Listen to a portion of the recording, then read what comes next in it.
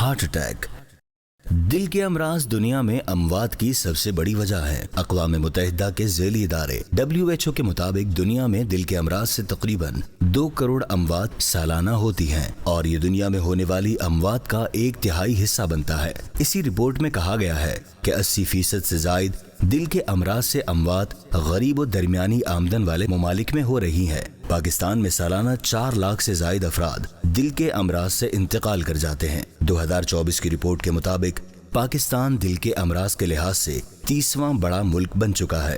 Heart attack ہونے کی عمومی وجوہات: دل کی شریانوں میں چکنائی جمع ہو جاتی ہے جو خون کے بہاؤ کو روکتی ہے، high blood pressure, high cholesterol, ذیابیطیس، موٹاپا، تمباکو نوشی، ذہنی دباؤ، بیٹھے بیٹھے زندگی گزارنا، جسمانی مشقت کی کمی۔ امیر اہل سنت زندگی میں آسانیاں آتی جا رہی ہیں، ہم جسمانی مشقت سے دور ہوتے جا رہے ہیں اور بیماریاں ہمیں گھیرے جا رہی ہیں۔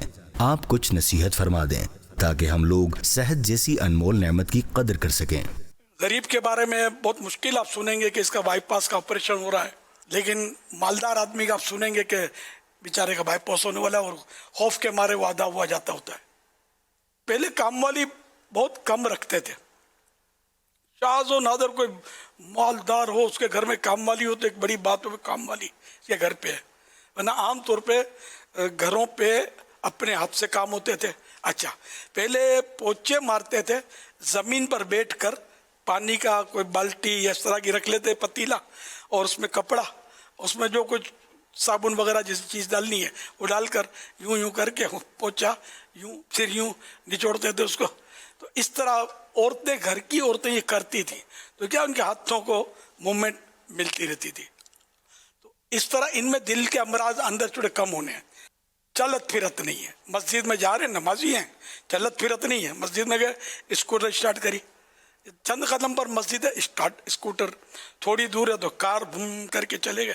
تو موومنٹ نہیں مل رہی، نہ پاؤں کو موومنٹ مل رہی ہے، ہاتھوں کو موومنٹ مل رہی ہے۔ تو اس طرح مطلب یہ کہ ظاہر ہے کہ پھر کھانا اتنا آسانی سے ہضم تو ہوگا نہیں، پیدل چلنا نہیں ہے، اچھا ایکسرسائز کرنی نہیں ہے، محنت پڑتی ہے اس میں، ہم لوگ یہ بھی نہیں کرتے۔ تو اس طرح مطلب یہ کہ اب دل کے امراض دیگر بیماریوں کے ساتھ ساتھ واقعی یعنی کہ بڑھتے ہی چلے جا رہے ہیں۔ پہلے ہم نے پیزا نام نہیں سنا تھا، میں نے نہیں سنا تھا پیزا، پراٹھا سنا تھا، پیزا نہیں سنا تھا۔ پراٹھا کسانوں کی غذا ہے، یہ جو ہل چلاتے ہیں، اب تو ہل بھی نہیں چلاتے، اب مشینیں، اب زمین کو بھی ہموار مشینیں کر رہی ہیں، پہلے ہل خود کسان چلاتے تھے، لیکن پھر بھی کسان کچھ نہ کچھ محنت مزدوری کر رہے ہوتے ہیں۔ ہاں، جو بیگاری کا کام کرتا ہے نا اس کو ہضم ہو جائے گا، جو اچھل کود اور بھاگ دوڑ کر رہا ہوتا ہے نا اس کو ہضم ہو جائے گا۔ باقی بیٹھاڑو زندگی جس کی ہے نا، بیٹھی بیٹھی، اس کو ہضم آسانی سے نہیں ہوگا۔ تو اس لیے اپنی غذاؤں کو اگر ہم توجہ کریں اس پر، اور کھانے میں سبزیاں یہ تو کھائی نہیں جاتی، دیکھنے کو جی نہیں کرتا۔ پھل بھی اب اتنے بھاتے نہیں، آم کھا لیتا ہوں، باقی پھل بھی نہیں کھاتے، سبزیاں بھی نہیں کھاتے، اور گوشت روز چاہیے، اچھا دو بار کھاتے ہیں۔ جو سمجھدار لوگ ہوتے ہیں نا یہ ہفتے میں 1 آدھ بار گوشت کھاتے ہوں گے، وہ بھی 1 آدھ بوٹی۔ گوشت بہت اچھی چیز ہے، لیکن اس کے لیے مطلب یہ کہ میدا بھی چاہیے، تو روز روز کھانے کی غذا نہیں ہے۔ مچھلی تو ہمارے گھر میں کھائی نہیں جاتی، کوئی پسند نہیں کرتا، مچھلی بہت ضروری ہے۔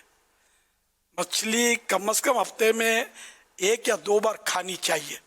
تو یہ ساری چیزیں صحت کو مینیج رکھیں گی تو خالی دل کی بیماری نہیں، بہت ساری بیماریاں دور ہوں گی۔ پیدل چلنا کم از کم 1.25 گھنٹے 45 منٹس واکنگ ہو نا ایک درمیان انداز میں، انشاءاللہ اس کا بھی بہت فائدہ ہوگا۔ ایک ڈاکٹر نے تو بتایا تھا کہ 15 منٹ تیز چلے کہ پسینہ چھوٹ جائے، 15 منٹ نارمل ہو جائے، پھر 15 منٹ تیز چلے۔ یہ بھی ہے کہ اس طرح تیز چلنے سے، سردی میں بھی تیز چلیں گے پسینہ آئے گا، وہ کولیسٹرول جو گندا کولیسٹرول ہے وہ نکالے گا بدن کا، اس وہ پسینہ عام پسینے کی طرح نہیں ہوگا، اس میں کچھ چکناہٹ ہوگی، یہ نکالے گا کولیسٹرول۔ تو یہ کچھ ہم کرتے ہی نہیں ہے نا، تو اب پھر دل کا قصور، یہ دل تو یاد مدینہ کے لیے تھا، یاد الہی کے لیے تھا، اب اس میں طرح طرح کے ٹینشن بھی تو ہم نے پالے ہیں نا، تو یوں بھی مطلب دل پھر بیچارہ کس کو برداشت کرے گا، یہ تو فیل ہو جاتا، ہتھیار ڈال دیتا کہ میں نہیں، یاد خدا میں ہاں، یاد مدینہ میں ہاں، اور باقی یہ فالتو ٹینشن نو، اور سمجھ جائیں اس میں. صلو علی الحبیب صلی اللہ علی محمد.